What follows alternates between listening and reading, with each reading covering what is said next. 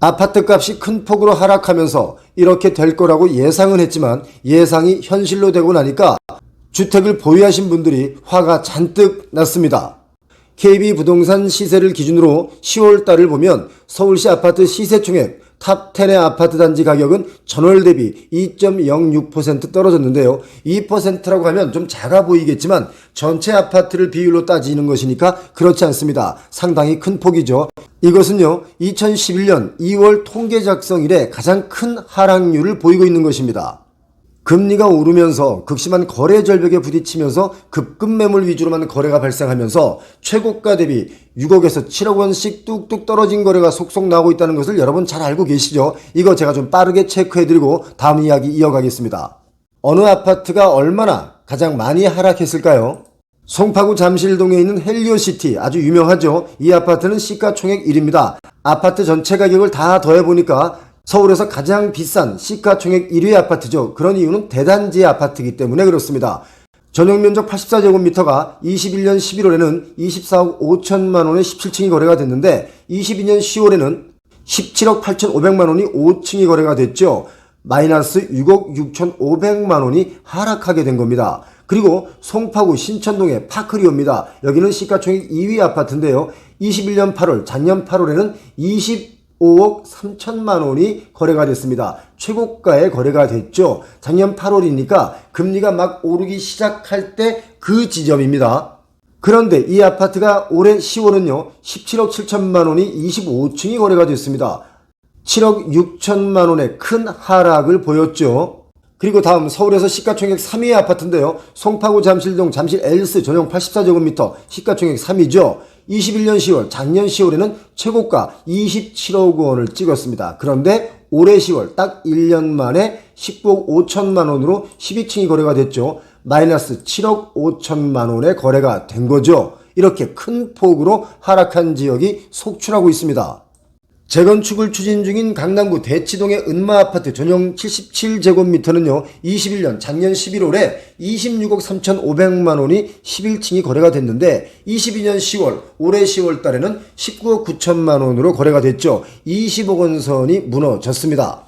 특히 서울 송파구의 아파트 가격이 큰 폭으로 하락한 이유는 대단지 아파트가 가장 많기 때문이라는 진단도 있습니다. 잠실동 소재 19개 단지 중에 7개 단지가 1000가구 이상 대단지입니다. 그러니까 이른바 엘리트라고 하죠. 엘스, 리센츠, 트리지움 이것의 규모를 다 합치면 14,937가구에 달하기 때문에 엄청난 숫자입니다.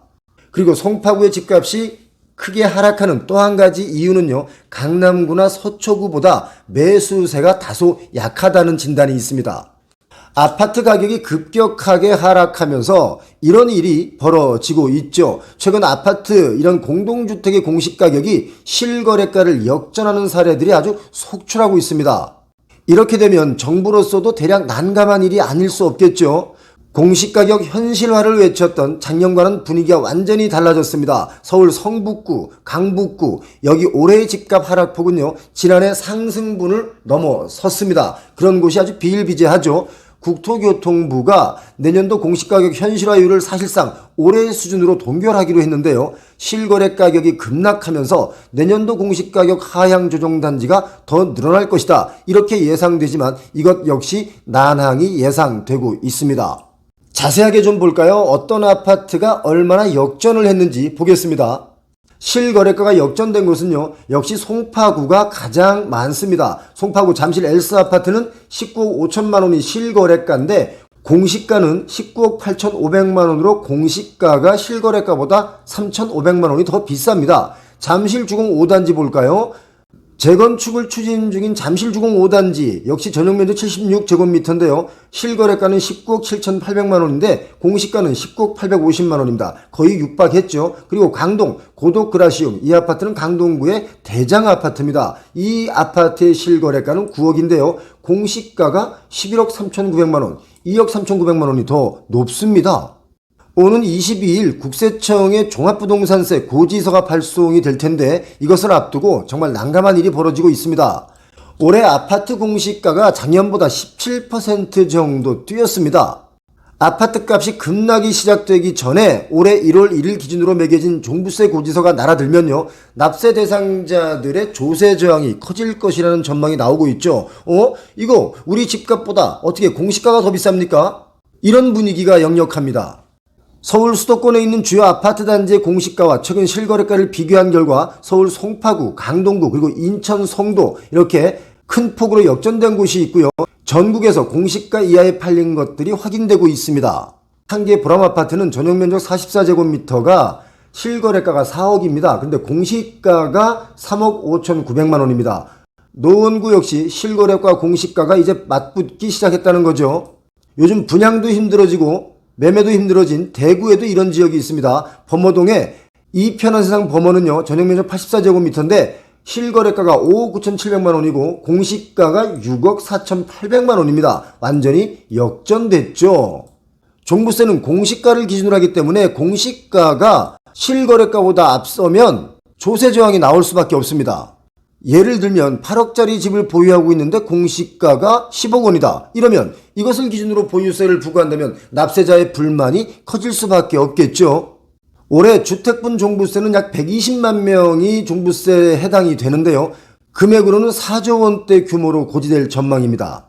작년에는 93만 명 정도가 종부세 대상이었는데요. 올해 이렇게 27만 명 정도가 늘어났습니다.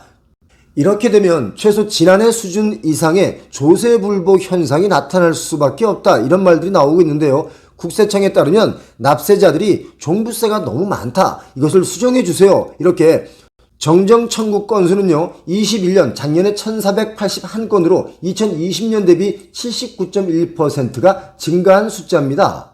공시과 현실화 정책이 완전히 독이 되는 순간이죠. 공시가 시세 반영률이요, 2020년에는 69%였습니다. 그런데 올해는 71.5%로 높아졌죠. 기획재정부는 종부세 대상자도 늘고 세액도 6천억 원 정도 증가할 것이다, 이렇게 예상하고 있는데요. 집값 하락 추세가 이어지고 있는 만큼 공시가격과 실거래가 역전지역은 앞으로도 계속 더 늘어날 것으로 보입니다. 역대급 거래 침체로 인해서 실거래가가 작년보다 급락한 가운데 고금리가 계속 이어질 것으로 예상되면서 추가적으로 아파트의 가격이 하락이 불가피하다, 이렇게 보입니다. 아파트 공시가는요, 매년 말에 시세를 기준으로 산출하죠. 뭐든지 이렇게 급격한 것은 참 여러 가지로 부작용을 낳습니다. 부동산의 가격이 하락하고 있는 이때 아직 땅값의 부동산 가격은 크게 하락하고 있지 않습니다. 내년이면 아마도 서울 주요 지역의 땅값도 크게 하락할 것이다, 이렇게 예상은 되고 있죠. 땅값이 하락해야 그야말로 부동산 가격은 안정화될 수 있다, 이렇게 보는데 여러분 생각은 어떻습니까? 아무튼 2018년 이후 이렇게 종부세 납세 인원은 급격하게 늘고 있습니다. 그런데 한 가지 그냥 느낌적으로 말씀드리면, 아파트 가격이 이렇게 급등을 했는데 어떻게 종부세 납세 인원은 120만 명밖에 안 되는지, 이것도 참 아이러니하다, 이런 생각이 듭니다. 이것은 어쩌면 빈부의 격차가 더 늘어났다, 이렇게 볼 수도 있다는 생각이 듭니다. 자, 빈부의 격차 많이 줄어들었으면 좋겠습니다. 중산층이 더 잘 살 수 있고 서민층이 중산층으로 올라올 수 있는 그 시기가 빨리 왔으면 좋겠습니다. 표용호TV 오늘도 시청해주신 여러분 고맙습니다. 행복한 하루 보내시기 바랍니다. 감사합니다.